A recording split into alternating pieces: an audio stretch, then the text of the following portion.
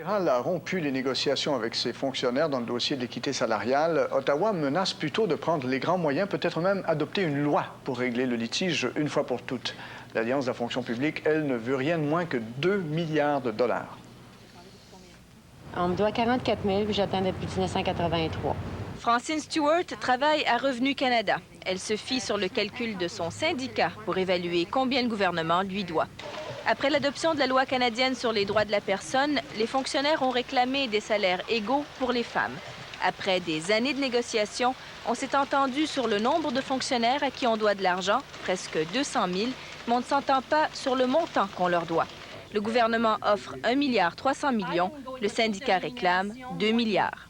Tant qu'au Conseil du Trésor, il veut seulement que leur donner la moitié de ce qui leur est dû. J'accepterai pas 50 cents.